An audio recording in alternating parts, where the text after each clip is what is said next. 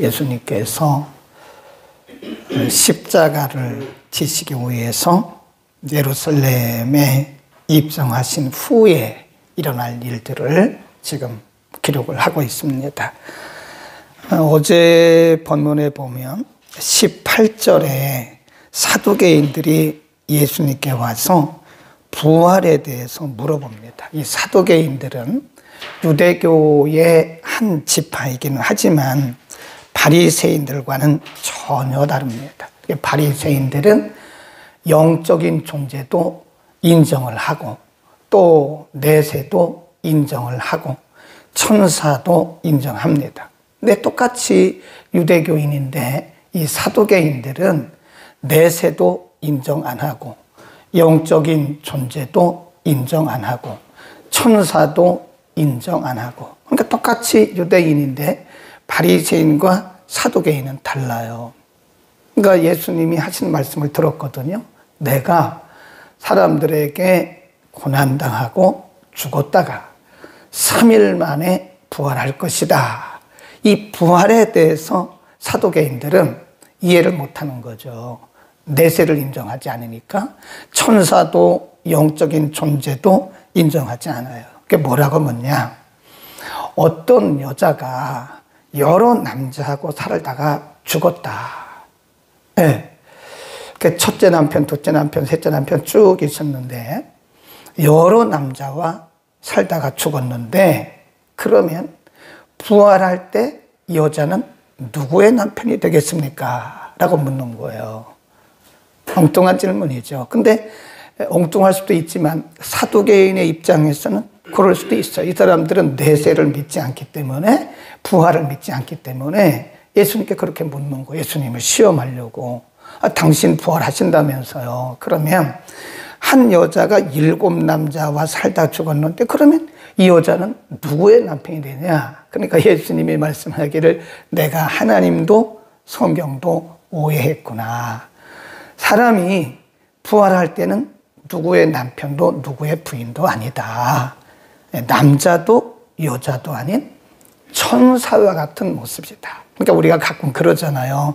우리 천국 가서 만납시다. 근데 천국에 가면 남편이 아니에요.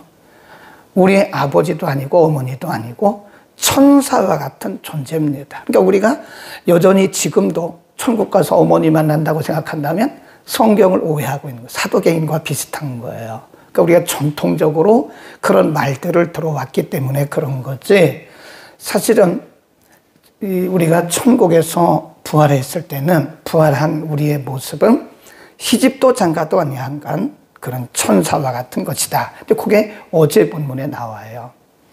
이런 말씀을 듣고 있다가 서기관 중 하나가 예수님께 와요. 예수님이 대답하시는 걸 보니까 그동안에 자기들이 들어왔던 것과는 전혀 다른 거거든요. 그러니까 이렇게 물어봐요. 다시 보세요. 28절. 서기관 중에 한 사람이 저희의 변론하는 것을 듣고 예수께서 대답 잘하신 줄을 알고 나와 묻되 모든 계명 중에 첫째가 무엇입니까? 이렇게 물어봐요. 근데 여기도 일리가 있습니다. 이 서기관이 누구냐? 유대교 지도자 중에 한 사람입니다. 한 분파예요. 서기관은 누구냐? 말 그대로 율법을 기록하는 자예요. 율법을 가르치는 자예요.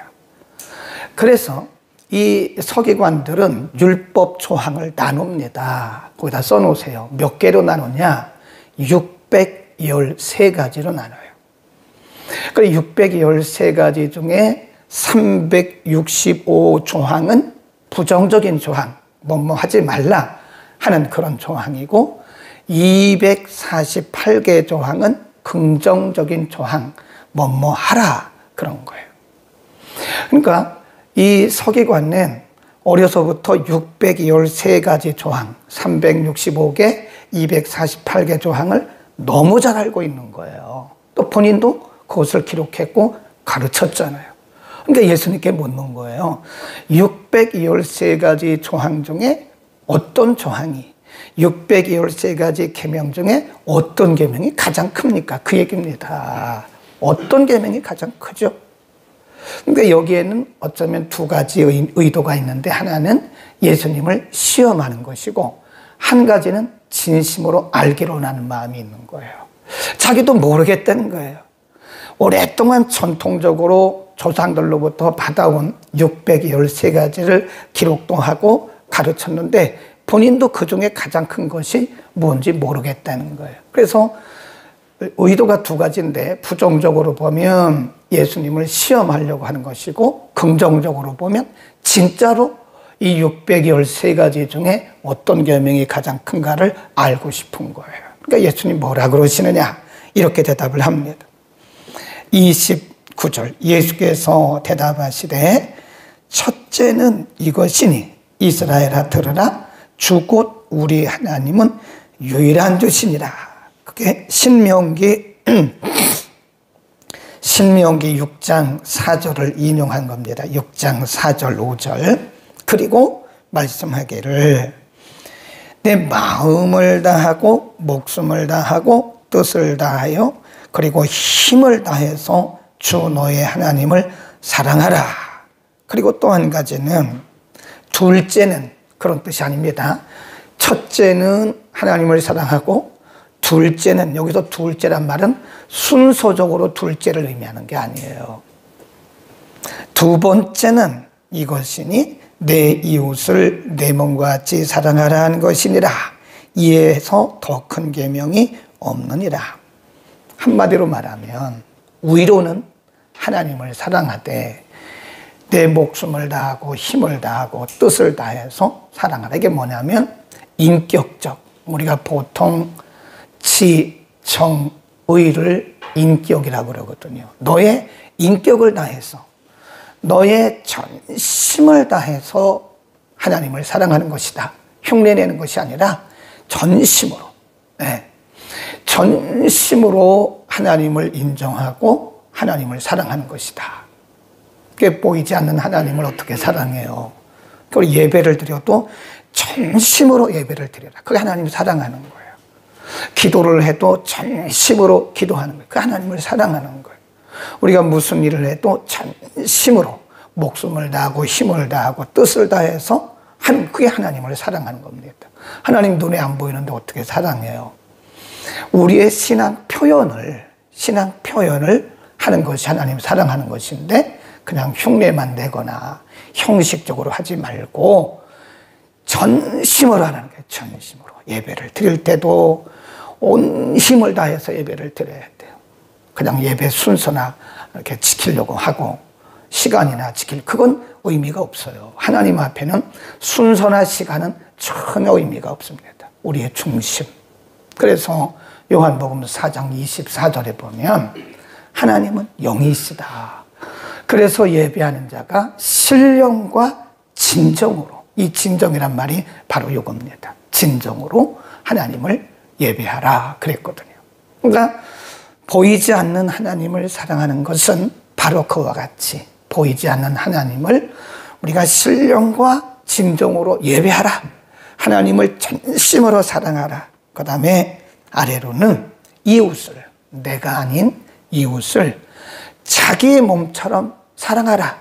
이것도 역시 전심으로 사랑하라. 이거 어렵습니다, 사실. 위로 하나님을 전심으로 사랑하고 아래로 이웃을 전심으로 사랑하는 것은 정말 힘듭니다. 내 몸처럼 사랑하기가 쉽지 않아요. 우리가 형식은 갖출 수 있습니다. 사랑하는 것처럼 형식은 갖출 수 있으나 내 몸을 사랑하는 것처럼 우리가 이웃을 사랑하는 것은 정말 어려워요. 그렇죠? 쉽지 않죠. 우리가 우리를 얼마나 사랑합니까? 조금만 아파도 약 먹고, 조금만 아파도 우리가 병원에 가고, 조금만 힘들어도 먹고 그러잖아요. 근데 우리가 이웃을 그렇게 돌아봤냐 이거죠. 쉽지 않아요. 정말 쉽지 않습니다. 그러니까 예수님 말씀하기를 613가지 쭉 나열했죠. 365가지, 248가지 했지만 그 모든 계명의 본질은 사랑이라는 거예요. 여기는 그 말씀이 없는데 마태복음 22장 40절에서는 그 부분이 들어있어요. 한번 잠깐 봅시죠. 마태복음 22장 40절 우리가 보고 가겠습니다. 똑같은 말씀인데 마가는 이 부분을 생략했죠. 네, 마태는 그 부분을 넣습니다. 40절 이 두 계명이 뭐죠? 위로 하나님을 사랑하고 아래로 사람을 자기 몸처럼 사랑하는 것이 온 율법과 선지자의 강령이니라. 이 강령이란 말은 요약이다, 전체다, 그런 뜻이요. 예수님 말씀했잖아요. 613가지 그 조항이 중요한 게 아니다. 이 조항이 중요한 게 아니고 실질적으로 중요한 것은 사랑이다, 사랑. 사랑이 없으면 613가지 조항은 의미가 없다. 강령이다. 그 말은 요약이다. 본질이다. 그 말씀입니다. 아멘. 우리는 613가지를 외우고 613가지를 기록하는 게 그게 중요한 게 아니에요. 율법의 핵심은 모든 율법의 근본 중심은 의도는 사랑입니다. 위로 하나님을 사랑하고 아래로 사람을 사랑하는 것이다. 그러니까 우리가 사랑이 없으면 사실은 613가지를 달달달달달달 외워도 아무런 의미가 없는 거예요. 요한복음에서도 말씀했고 또 우리가 고린도전서 13장에 보면 우리가 보통 고린도전서 13장을 사랑장이라고 그러잖아요. 거기 보면 내가 천사와 같은 말을 하고, 천사 같은 말이 뭐죠? 방언, 영적인 말, 그리고 능력을 행하고 많은 사람들을 고쳐내고 내 몸을 불사르게 내어줄지라도 사랑이 없으면, 사랑이 없으면 울리는 구리와 같다, 꽹과리와 같다. 그 말은 뭐죠? 의미가 없다 그 말이에요. 악기는 말이에요. 이렇게 높고 낮음이 있어요. 높고 낮음이 도, 레, 미, 파, 솔, 라, 시, 도 이렇게 높고 낮음이 있잖아요. 근데 징은 그게 없어요. 구리도 한번 치면 징. 그래. 구리도 한번 쳐보세요. 구리. 그러면 그냥 팅 하고 말아요. 사랑이 없다면 그와 똑같은 거예요. 예. 우리가 내 몸을 불사르게 내어주고 온갖 방언을 하고 천사 같은 말을 하고 또 병을 고치고 능력을 행하고 그런다 할지라도 내 속에 사랑이 없다면 그것은 울리는 구리, 징과 같다. 그 뭐죠? 의미가 없다는 거죠. 그러니까 예수님께서 우리에게 말씀하는 것은 근본적인 것은 조항이 아니다. 조항이 아니고 본질은 사랑이다. 그런 뜻입니다. 그러니까 우리가 사랑 없이 하는 것은 아무런 의미가 없어요. 그 예수님 말씀이죠. 사도 바울을 통해서 고린도전서 13장에서 말씀한 것처럼 우리가 이것저것 아무리 해도 내 몸을 불사르게 탁 내어주면서 봉사를 하고 그래도 내 속에 정말 사랑이 없다면 그것은 의미가 없는 일을 하고 있는 것이다. 그런 얘기입니다. 계명의 근본 정신은 조항이 아니고 사랑이다. 거기다 써놓으세요. 계명의 근본 정신은 조항이 아니다. 사랑이다. 조항이 사람을 살리는 게 아니고 사랑이 사람을 살립니다. 매우 중요합니다. 그러니까 우리가 규칙을 만들어 놓고 조항을 만들어 놓고 뭐 이것은 해라 이것은 하지 마라 이것은 사람을 못 살려요. 어떤 기준은 될 수 있죠. 이것을 하면 안 되고 이것을 하면 되고 기준은 될 수 있어요. 그러나 그런 규칙들이 사람은 못 살립니다. 이 사람을 살리는 것은 근본적으로 사랑이다 이겁니다. 아멘. 우리는 사랑으로 접근을 해야 돼요. 네. 이런 조항이나 규칙이 중요한 게 아닙니다. 근데 율법주의자들은요, 이 근본 정신인 사랑은 탁 제쳐놓고 그 조항을 가지고 따지는 거예요. 예수님께 물었잖아요. 당신의 제자들이 왜 안식일에 그 안식일을 범합니까? 안식일에 왜 미리 이삭을 잘라가지고 먹죠? 그건 맞아요. 조항적으로는. 안식일 조항, 유대인이 만든 안식일 조항에는 이쪽에 있는 것을 이쪽으로 옮기면 안식일을 범한 겁니다. 1km를 걸어가도, 이상을 걸어가도 안식일 범한 거예요. 안식일 조항에는 아주 정확합니다. 이것은 하지 마세요. 이것은 하세요.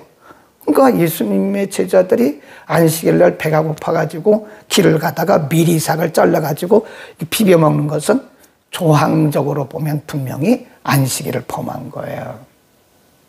그러니까 예수님께 묻는 거예요. 당신의 제자들이 어째서 안식일을 범합니까? 그때 예수님 뭐라 그래요? 사람이 안식일을 위해서 있는 거냐?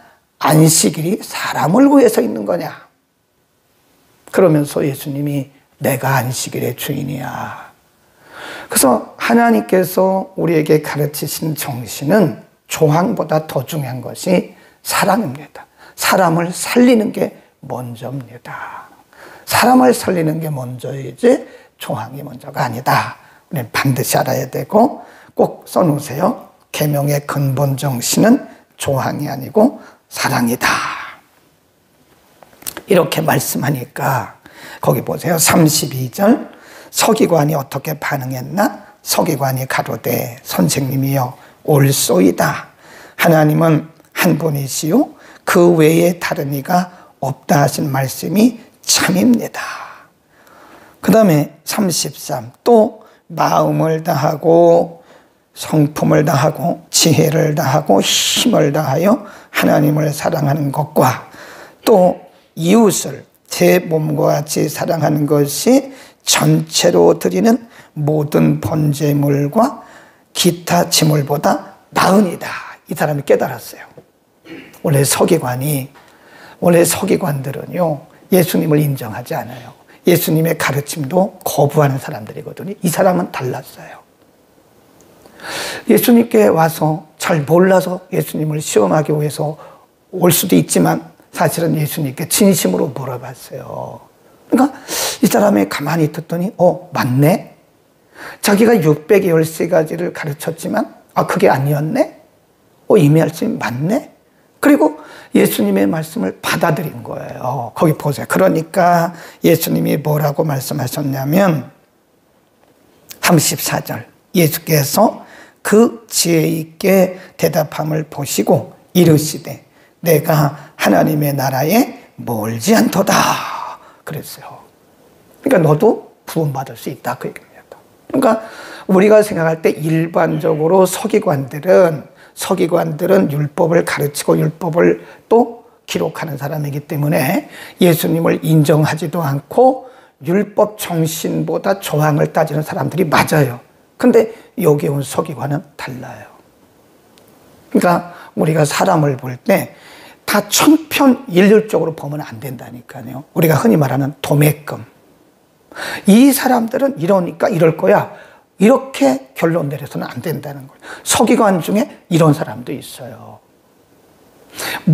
대부분의 서기관들은 예수님을 시험하고 예수님의 말씀을 거부했거든요. 근데 이 사람은 아니거든요. 이 사람은 예수님의 말씀을 다 받아들였어요. 그러니까 예수님 뭐라 그래요? 너 지혜 있구나. 너는 하나님 나라에서 멀지 않구나. 너 구원에 가깝구나. 그런 말씀을 하신 거예요. 그러니까 우리가 모든 사람들을 그냥 다 이 사람들은 원래 그래 이렇게 말해서는 안 된다는 거예요. 그 중에도 그렇지 않은 사람이 있는 거예요. 하나님 나라 갈 수 없다는 거예요. 우리는 심각하게 받아들여야 됩니다. 서기관들 중에 대부분은 다 예수님을 인정하지 않았어요. 서기관들의 대부분은 율법의 조항을 더 중요시 여겼어요. 그런데 오늘 본문에 나오는 서기관은 달라요. 이 서기관은 예수님의 가르침을 그대로 받아들였어요. 예수님 말씀하기를 너는 하나님 나라에 멀지 않다 그랬습니다. 그래서 우리는 사람들을 천편일률적으로 다 그렇게 생각하면 안 돼요. 그중에 그렇지 않은 사람도 있어요. 이 그룹 사람들은 이래 그렇게 말하면 안 돼요. 그중에는 구원받을 사람이 있습니다. 개신교 아니라고 개신교를 믿는다고 다 구원받는 게 아니에요. 예수를 믿어야 구원받는 거예요. 예배당에 다닌다고 해서 구원 다 받는 건 아니죠. 예수를 믿어야 구원받는 거예요. 예수를 믿지 않으면 안 되죠. 또 다른 교파, 예를 들어서 그런 구교에도 이 사람들이 대부분은 다 우상 숭배하는 것과 같이 살아가요. 그리고 복음이 없어요. 그러나 그렇다고 해서 그 사람들이 다 천편일률적으로 다 아닌 것은 아니에요. 그 중에도 그 잘못된 것을 인정하고 그 중에도 예수님을 인정하고 예수를 믿는 사람이 있다고요.